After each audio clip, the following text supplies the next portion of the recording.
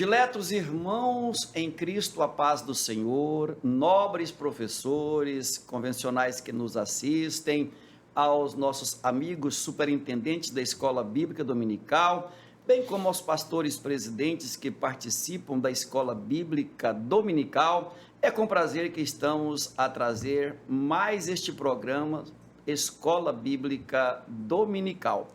Para a Semadeiron, a 10ª edição do programa Escola Bíblica Dominical, ela é de grande valia, porque ela vem para suprir algumas lacunas em nosso meio e possibilitar a todos os professores, aqueles que militam na área do ensino em nossas igrejas, ter alguma coisa muito parecido conosco mesmo, a nosso nível de Rondônia, para produzir então uma aula da escola dominical ao nosso nível e também ao nível de todas as pessoas que procuram um de nossos templos para ouvir a palavra de Deus. A todos vocês, as nossas saudações muito especiais. Ao nosso presidente convencional, que a graça e que a bênção de Deus continua sobre a sua vida e que esse entusiasmo e que essa fé em Deus com relação ao que se pode fazer com o Evangelho continue sendo feita. Deus o abençoe. A lição que estudamos hoje é a lição número 10, Paulo e seu amor pela igreja. Paulo e seu amor pela igreja. Bem, qual igreja? A igreja de Tessalônica, em específico, o texto escrito foi tirado de lá. Porém, na verdade, é o amor mesmo pela igreja na sua forma universal. O texto áureo, porque o amor de Cristo nos constrange, segundo aos Coríntios, capítulo 5, versículo 14, parte 1. E a verdade prática, o amor cristão não é um sentimento egoísta, mas o sacrifício dos próprios desejos para o bem de outros. Até podemos dizer que a verdade prática, ela compara esse amor a uma renúncia a nós próprios e esse apego e esse desejo forte de ver o bem do nosso próximo, como Jesus Cristo já havia anunciado. A leitura em classe se encontra em 1 Tessalonicenses, no capítulo 1, versículos 1 ao de número 10. Paulo e Silvano e Timóteo, a igreja dos Tessalonicenses, em Deus, o Pai, e no nosso Senhor Jesus Cristo, graça e paz tenhais de Deus, nosso Pai, e do Senhor Jesus Cristo. Sempre damos graças a Deus por vós todos, fazendo menção de vós em nossas orações, lembrando-nos sem cessar da obra da vossa fé, do trabalho, do amor e da paciência da esperança em nosso Senhor Jesus Cristo, diante de nosso Deus e Pai. Sabendo, amados irmãos, que a vossa eleição é de Deus, porque o nosso evangelho não foi a vós somente em palavras, mas também em poder e no Espírito Santo, e em muita certeza, como bem sabeis, quais fomos entre vós, por amor de vós. E vós fostes feitos nossos imitadores e do Senhor, recebendo a palavra em muita tribulação, com gozo do Espírito Santo. De maneira que fostes exemplo para todos os fiéis na Macedônia e Acaia, porque por vós soou a palavra do Senhor, não somente na Macedônia e Acaia, mas também em todos os lugares. A vossa fé para com Deus se espalhou, de tal maneira que já dela não temos necessidade de falar coisa alguma. Porque eles mesmos anunciam de nós qual a entrada que tivemos para convosco, e como dos ídolos vos convertestes a Deus, para servir ao Deus vivo e verdadeiro, e esperar dos céus a seu Filho, a quem ressuscitou dos mortos, a saber, Jesus, que nos livra da ira futura. Sequenciando nossa aula, e hoje muito privilegiados, a bênção de Deus é grande para todos nós, especialmente porque temos um assunto nobre a tratar com todos os irmãos, todos os alunos da Escola Bíblica Dominical, e com certeza um grande aprendizado para todos nós. Eu convido o nosso evangelista e professor Daniel, e ele nos trará o comentário do primeiro ponto de nossa lição, o amor de Paulo pela igreja. Meus queridos, eu vos cumprimento com a paz do Senhor Jesus Cristo. É uma alegria para nós, como já o pastor João César salientou, o pastor Eliseu, estarmos aqui. A lição de hoje é a lição de número 10, Paulo e seu amor pela igreja. Nós vamos entender um pouco mais sobre este apreço que Paulo tinha, esse carinho de Paulo com a igreja, e especificamente a igreja de Tessalônica. É claro que ele não amava só a igreja de Tessalônica, mas todas as igrejas as quais ele plantou. Então, seu amor pela igreja, já começo a dizer que era um amor desinteressado, é isso mesmo. E que Paulo, uma vez que expressava esse amor desinteressado, querendo apenas o engrandecimento, a prosperidade do reino de Deus, ele não esperava nenhum benefício deste mundo. O que ele queria tão somente era que as pessoas fossem libertas do pecado e alcançassem os céus. Então, Paulo, noite e dia, estando fisicamente fraco, passando por dificuldades, ele não media esforços para propagar a preciosa palavra de Deus. E ele defendeu enquanto pôde o evangelho, até, eu diria, os últimos momentos de suspiro da sua vida. Paulo, ele continuou defendendo, ele continuou protegendo as sagradas escrituras, posso dizer assim, a palavra de Deus, essa salvação das boas novas, a qual nós pregamos, e Paulo foi, de fato, esse defensor. Então, a vida e o ministério, digamos, desse grande embaixador de Cristo são, eu diria, um antídoto contra a banalização da igreja, que é também chamada de o corpo de Cristo.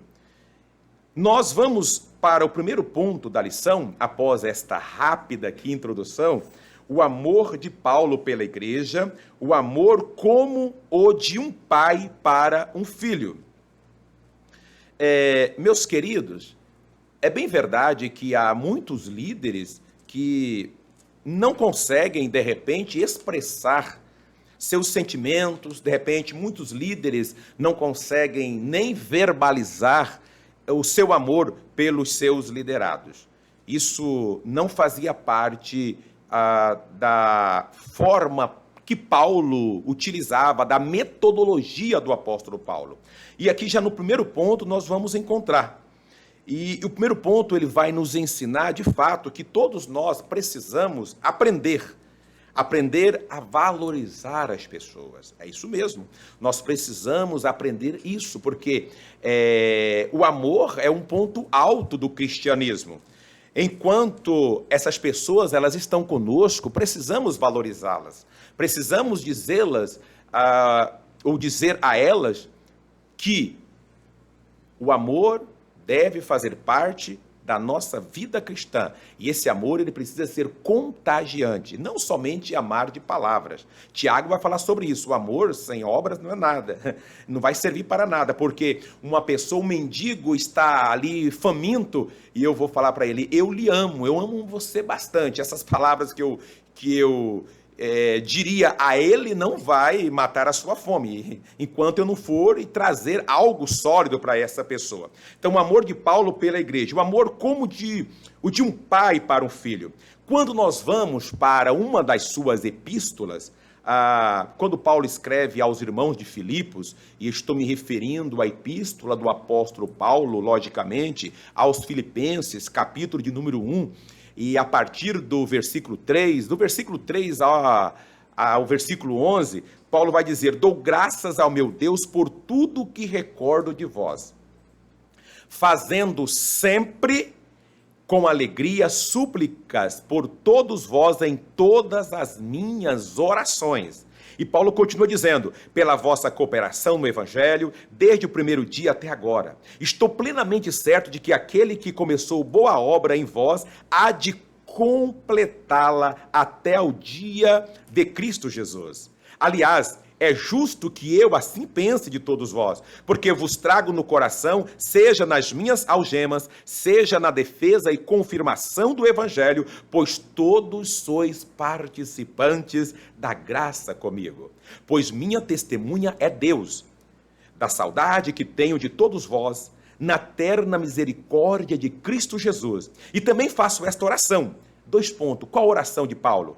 Que o vosso amor aumente mais e mais, em pleno conhecimento e toda percepção, para aprovardes as coisas excelentes e serdes sinceros e inculpáveis para o dia de Cristo, cheios do fruto de justiça, o qual é mediante Jesus Cristo, para a glória e louvor de Deus. Não precisa, acredito que não precisaria nem falar algo a mais, porque que Paulo já esboça esse carinho, esse amor pela igreja em Tessalônica. Então, e Paulo também esboça isso aos irmãos de Filipos. Ele agradava a Paulo, ele mesmo se sentia feliz em esboçar estas palavras. Então, apesar de Paulo ter sido preso lá em Roma, ele sempre se preocupava com a vida espiritual dos seus filhos na fé. Por exemplo, Paulo, ele estava impedido de visitar as igrejas, mas Paulo, ele podia orar. É isso mesmo. Paulo podia orar pelos seus filhos na fé, podia instruir os seus filhos na fé, por meio de epístolas, por meio de cartas. Então, Paulo estava preso, mas a palavra de Deus nunca esteve algemada para Paulo. Isso precisa ser uma realidade a todos nós. Paulo, ele era prisioneiro de Cristo, mas Paulo também, ele, apesar de todos os ataques de Roma, apesar de todos ali quererem o fim de Paulo, ele continuava orando, escrevendo, ademoestando às igrejas. Então, as circunstâncias, meus queridos ouvintes, elas podem estar fora do nosso controle. Todavia, jamais fora do controle do dono da obra, que é Deus. Sempre, pastor João César e pastor Eliseu. Às vezes nós estamos aflitos e de repente, olha, não tenho meios para chegar até aquele irmão.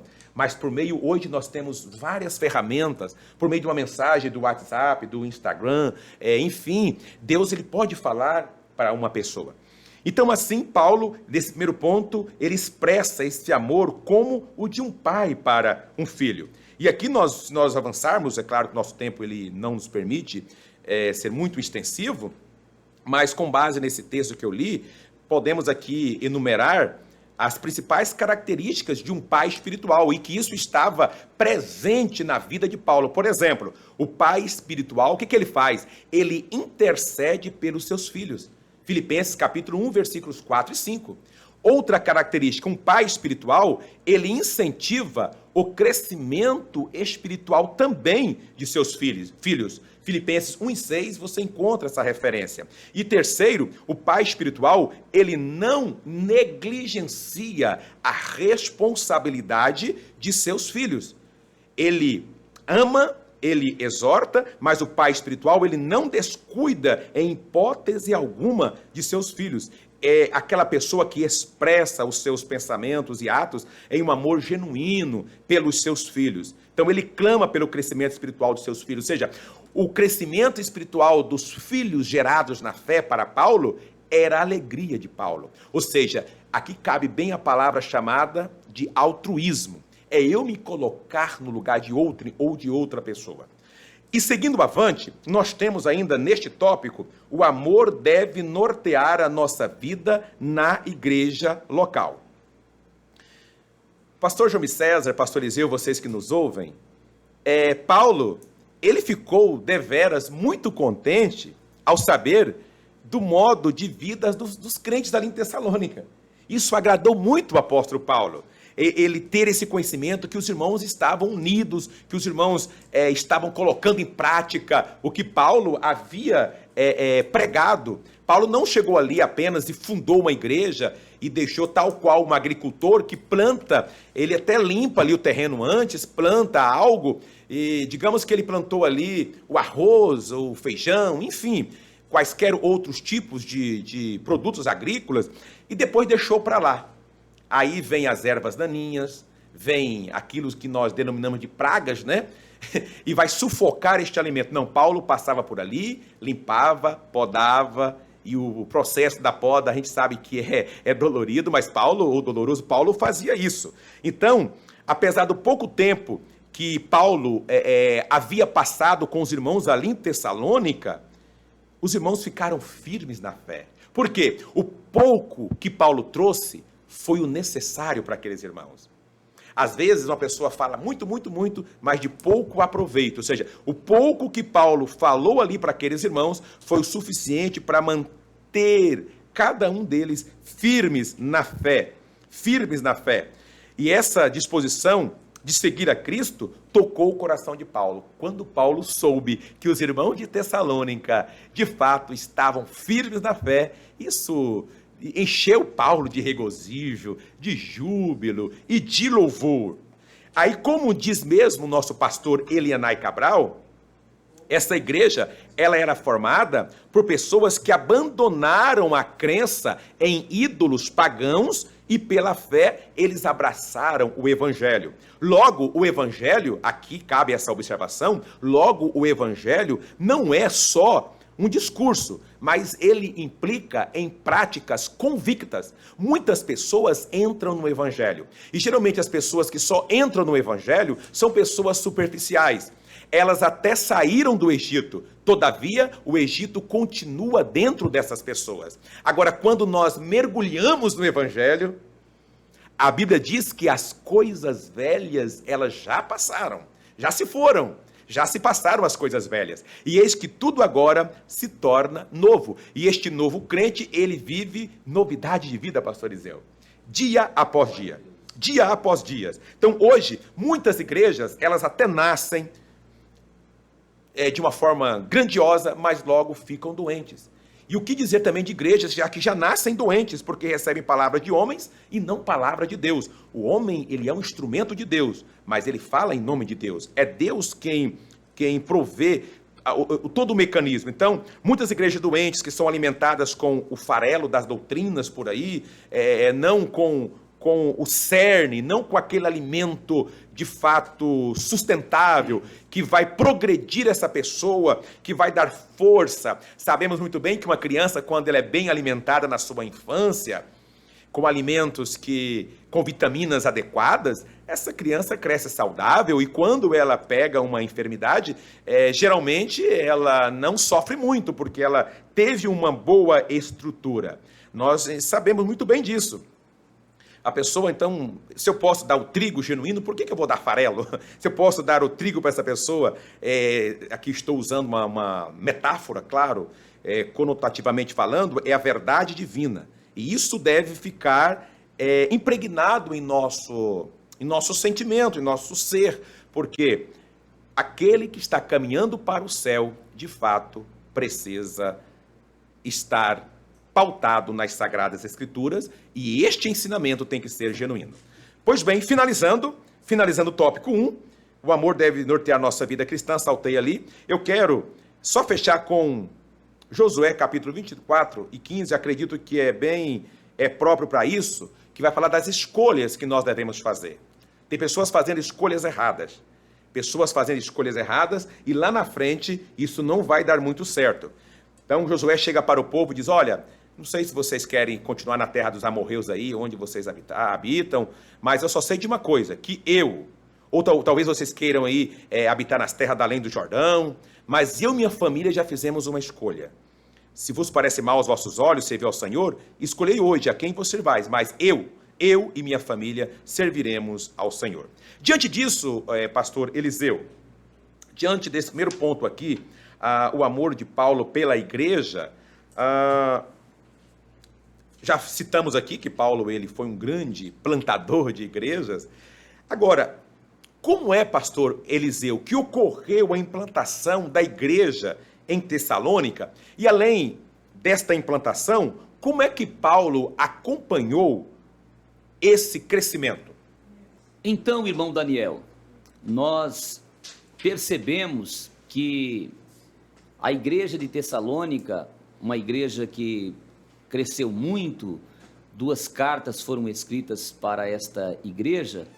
Paulo não visitou esta cidade na primeira viagem missionária, mas na sua segunda viagem, ele vai a esta capital da Macedônia, que era Tessalônica, uma cidade portuária, uma cidade de muito crescimento, e por ser essa cidade uma cidade promissora, Paulo ficou ali algum tempo, não sabemos aí ao certo, a Bíblia diz que por 3 sábados ele pregou ali, mas leva a entender que ele ficou um maior tempo em Tessalônica. O certo é que ele foi na segunda viagem missionária expulso de Tessalônica e vai para Bereia. Quando ele está em Bereia pregando o evangelho, os judeus de Tessalônica vêm a Bereia para persegui-lo. Então ele deixa ali Timóteo, Silvano, e foge e vai para Atenas.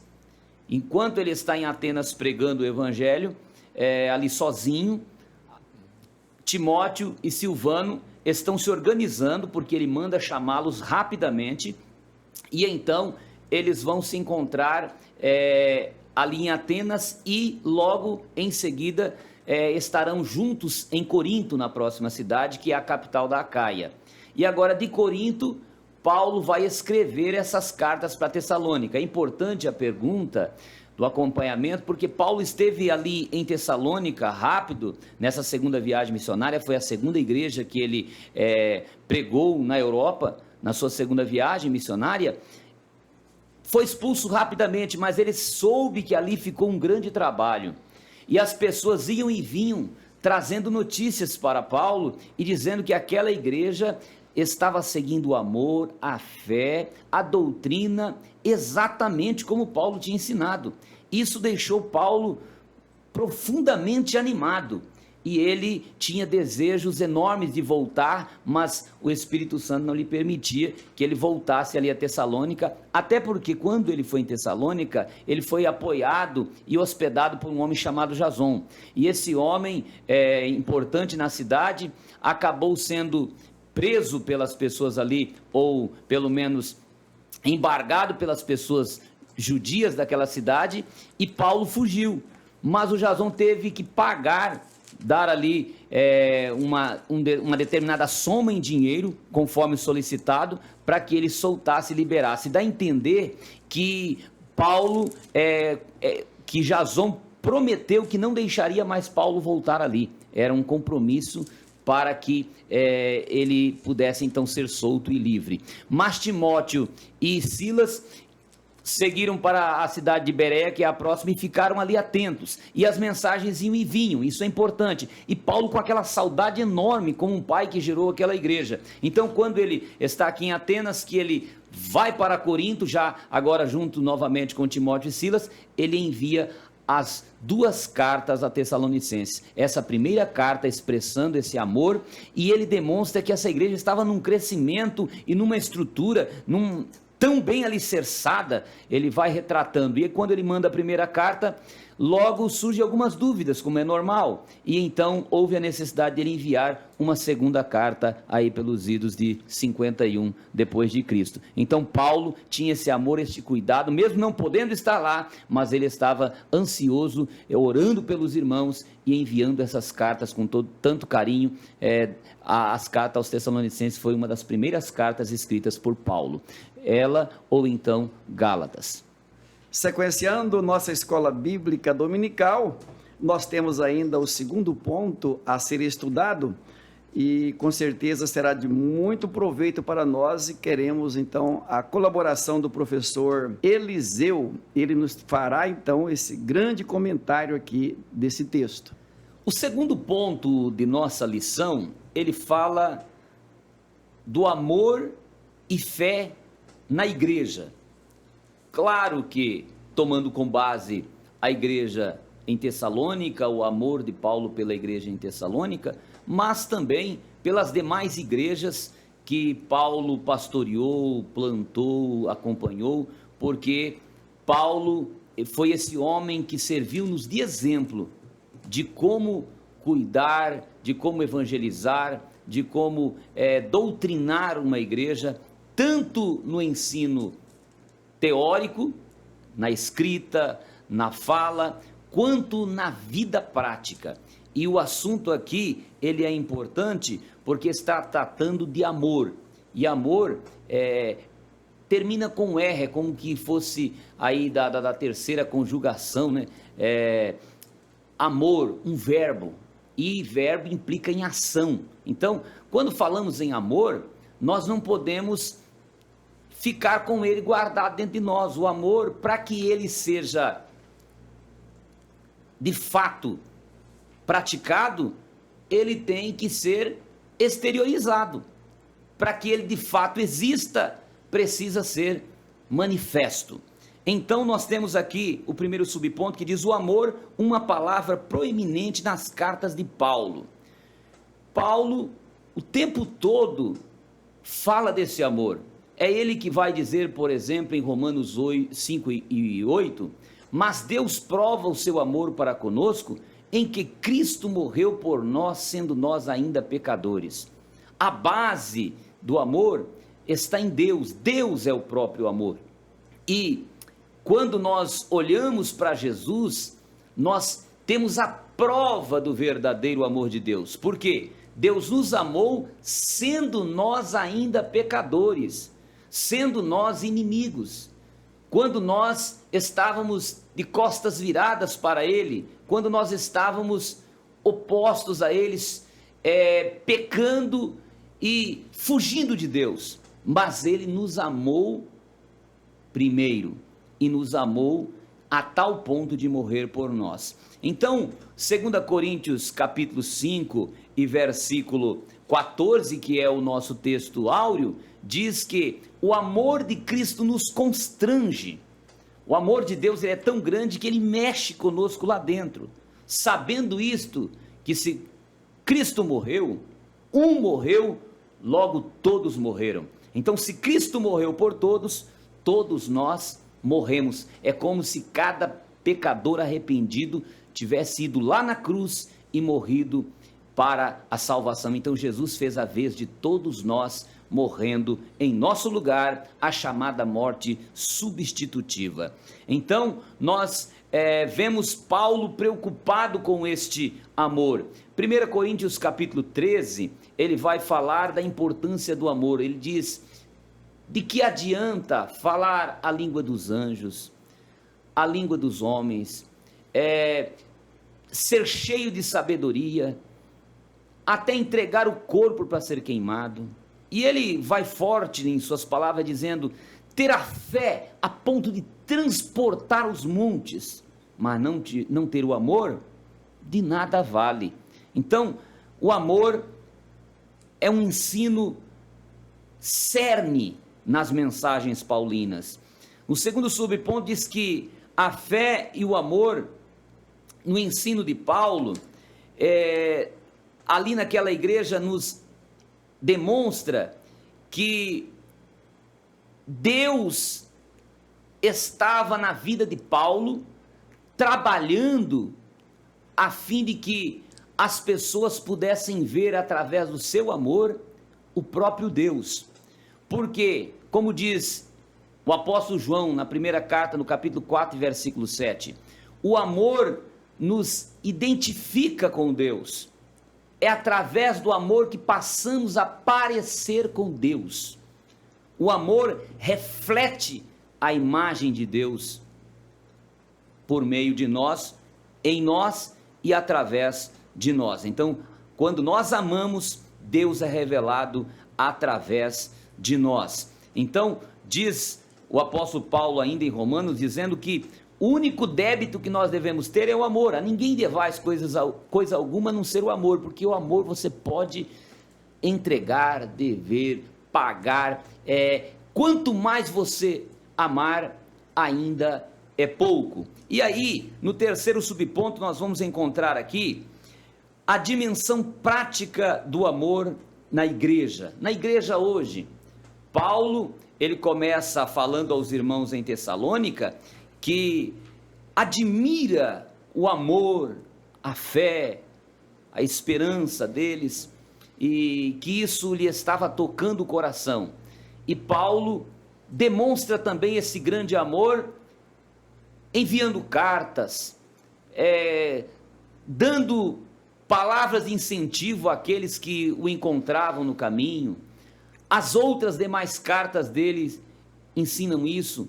Agora, como está a prática do amor em nossa igreja? Como nós estamos amando a nossa igreja?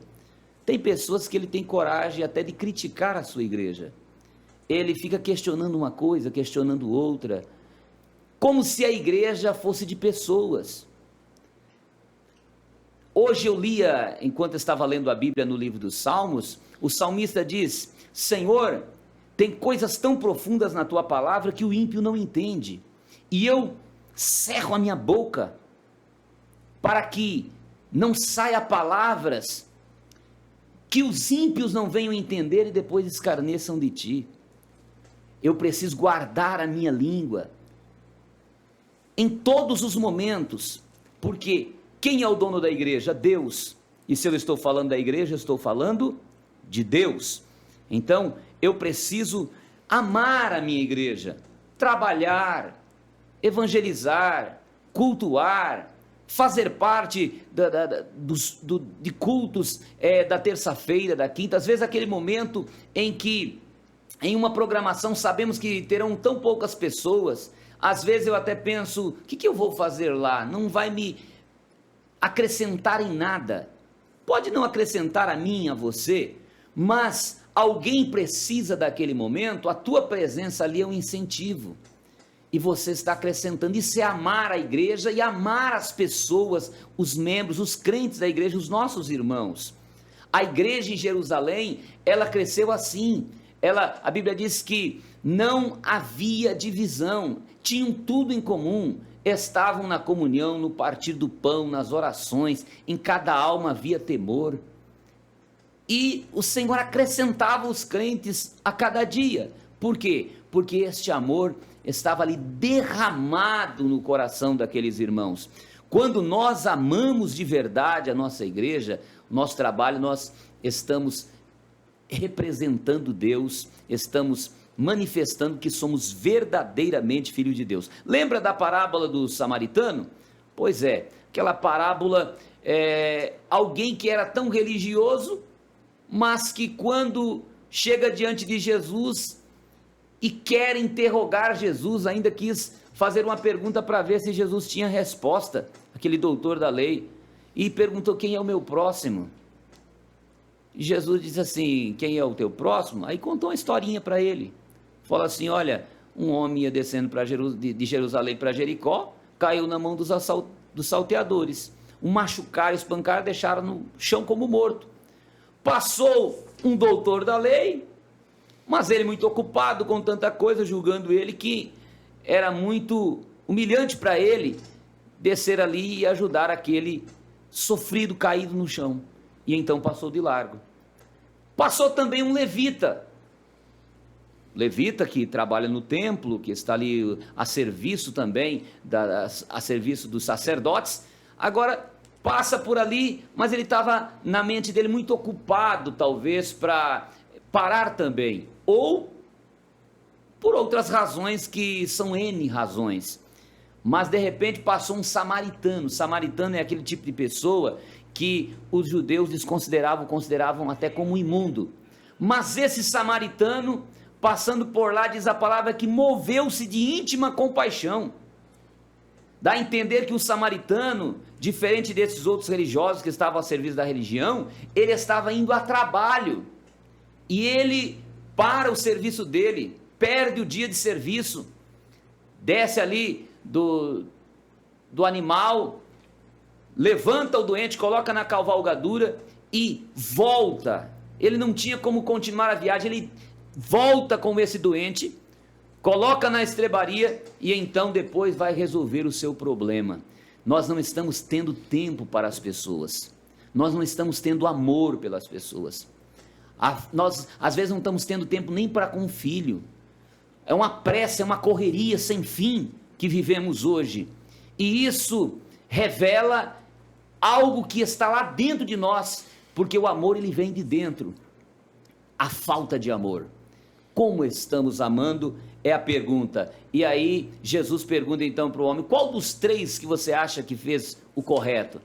Eles não queriam nem citar o nome samaritano, falou aquele que teve misericórdia. Então o doutor da lei assim agiu. Como nós vivemos numa época de falta de amor. Jesus pediu que nós orássemos até pelos nossos inimigos, fizéssemos bem até por quem nos maltrata, está no Sermão do Monte. Jesus vai além, e eu chamo a tua atenção, quando Jesus fala desse amor, que deve ser uma prática na nossa vida, para com a igreja e também para com os de fora, mas primeiro para com os de dentro, a Bíblia diz assim, Jesus diz assim: quando você for fazer uma festa, que você fizer um banquete, você sempre convida os seus amigos, conhecidos, mas pense em convidar aqueles que não podem te fazer um banquete, porque se você convida o amigo, se você convida o seu vizinho que está ali sempre com você, o seu parente que está sempre ao teu lado ali, e que te ama, esse te ama mesmo, e aí você faz um banquete para ele, logo ele vai te recompensar nos próximos dias, nos próximos meses, fazendo também um banquete para você, e ali ficou uma coisa pela outra, está pago. Aí Jesus diz: mas se você quer demonstrar o seu amor, como você deve demonstrar o amor, então convide o manco, o aleijado, o pobre, o carente, aquele que não pode fazer um banquete, e ele vai vir ao seu banquete, mas não vai poder te convidar para outro banquete, e então serás recompensado na ressurreição dos justos. Como às vezes temos errado na questão do amor, esta lição nos leva a refletir. Que Deus tenha misericórdia de nós e que nós aprendamos com Jesus, porque um dia nós vamos estar diante do tribunal e essas coisas vão aparecer e nós vamos ter que responder por elas. Diletos professores e alunos, que Deus abençoe vocês e que esta aula vos abençoe grandemente. A mim coube comentar o terceiro ponto desta lição: as 3 virtudes na igreja de Tessalônica: fé, amor e esperança. Bem, eu começo dizendo que o apóstolo Paulo, ele discorria com muita propriedade sobre fé, sobre esperança e sobre amor. A tríade por ele elencada, de fato, fez parte de todas as suas epístolas. Ele chega a falar em esperança cerca de 32 vezes. Percebam que ela fazia parte do seu vocabulário e também do conteúdo do seu ensinamento. O amor, ele cita 90 vezes. Gente, é porque é de grande importância. E a fé, ele fala em 132 vezes nessas epístolas. Quer dizer, é algo de grande valia. Não é à toa que ele deixou escrito lá em 1 Coríntios, no capítulo de número 13, o versículo 13. Agora, pois, permaneçam a fé, a esperança e o amor. Estes 3, mas o maior deles é o amor. Quer dizer, essa tríade não pode ser esquecida por nenhum crente. Nenhum crente pode esquecer essa tríade, porque ela faz parte do cerne. Ela, como vemos das palavras do comentador da lição, pastor Enai Cabral, as 3 virtudes teologais, ou seja, 3 grandes virtudes da teologia, e especialmente da teologia paulina. Ele as enumera como sendo de grande valia para a igreja e importância para aqueles que desejam desenvolver uma vida cristã adequada.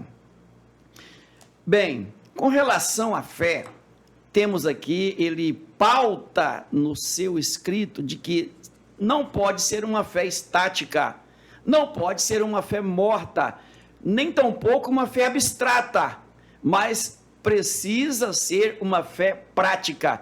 Pastor, como o senhor fala em fé prática?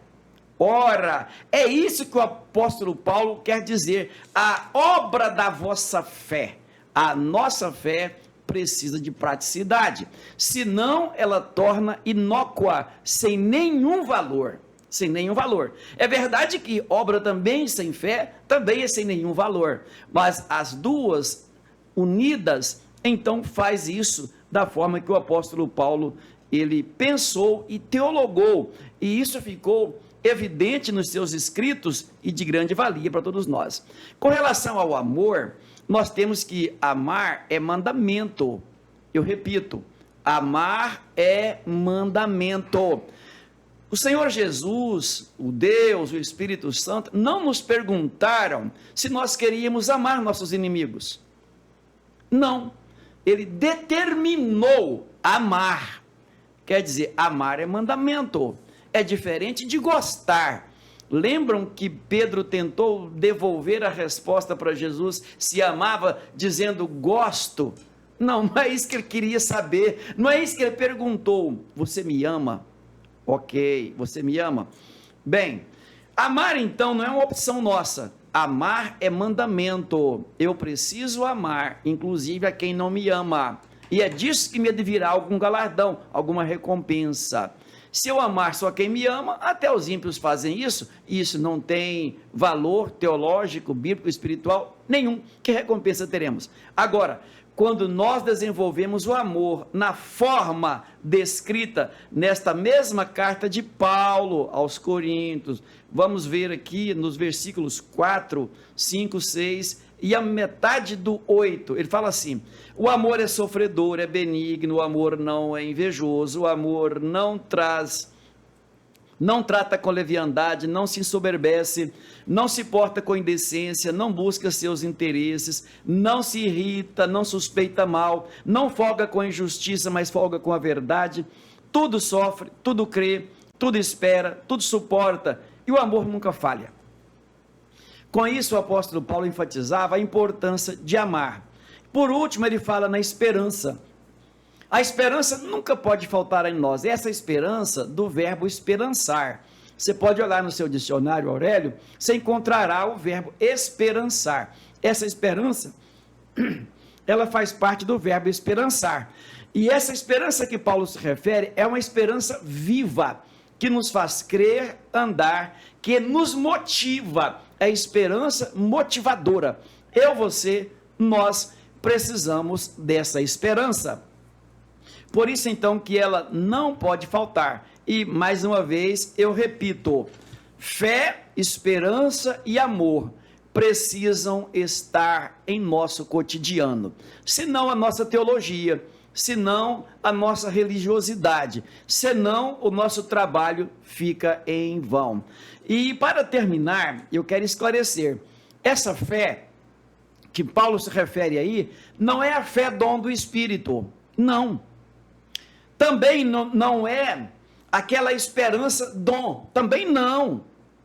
Tudo isso há que ser produzido com o auxílio do Espírito Santo, trabalhando na minha, na sua e nas nossas vidas. Fé, amor e esperança precisam ser produzidos em nós, e é isso que nos fará permanecer firme no Senhor. Em Romanos, no capítulo 12, o versículo 12, Paulo nos recomenda: alegrai-vos na esperança, sede pacientes na tribulação. É essa esperança que nos faz alegrar, inclusive na tribulação, porque sabemos que a nossa vida está escondida com Cristo em Deus. E não há quem possa achar, porque tudo aquilo que Deus esconde, ninguém acha. Aquilo que Deus abre, ninguém fecha. O que fecha, ninguém consegue abrir, porque são os absolutos de Deus. Então, queridos, Que Deus nos abençoe. Que a fé, que a esperança e que o amor, essas três coisas, permaneçam em nós.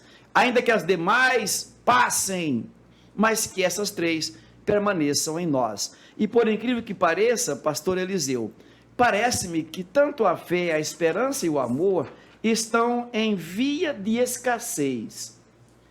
O senhor poderia nos auxiliar nesses 4 minutinhos que nos restam, fazendo a conclusão e a importância de não deixar que nem a fé, nem a esperança e nem o amor desvaneçam em nós, ainda que o século 21, com toda a sua força e arrogância, ele quer retirar isso de nós?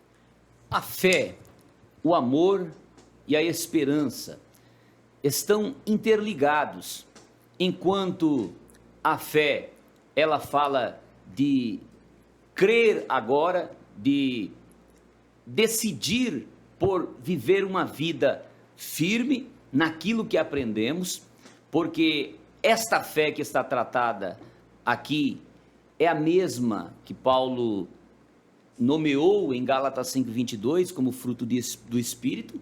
O pastor Jormi César também já explicou a questão da esperança, do amor. O amor é o fruto do Espírito.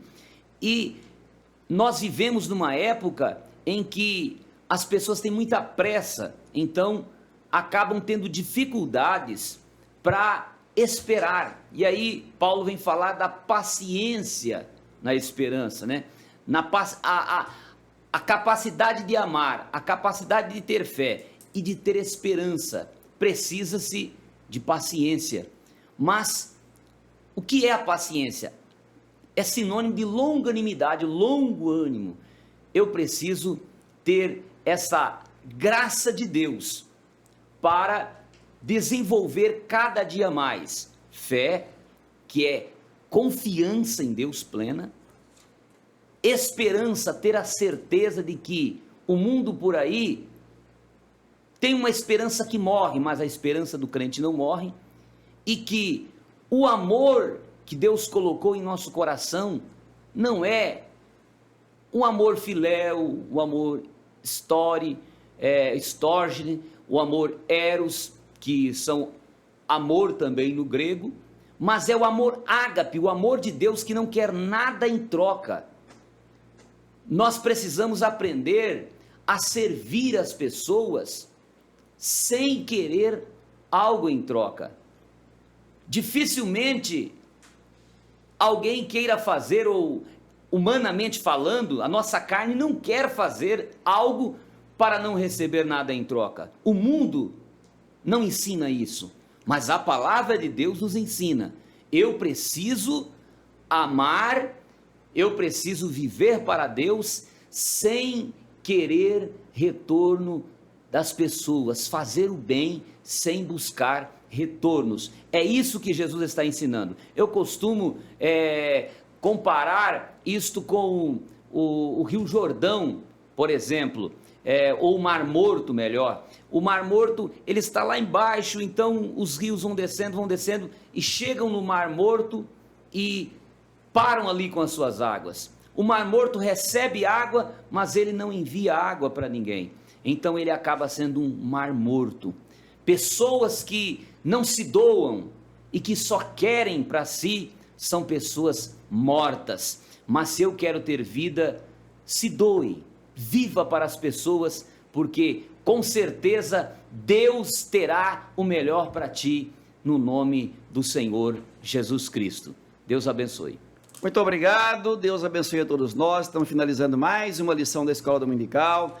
Esperamos que tenhamos contribuído com todos os nossos professores e alunos e que a bênção de Deus continue sobre a vida de todos nós. Estaremos orando agora, agradecendo a Deus por este programa da Escola Bíblica Dominical, agradecendo também a sua atenção e agradecendo esse horário que a Semadeiron disponibilizou para todos nós. Então vamos orar.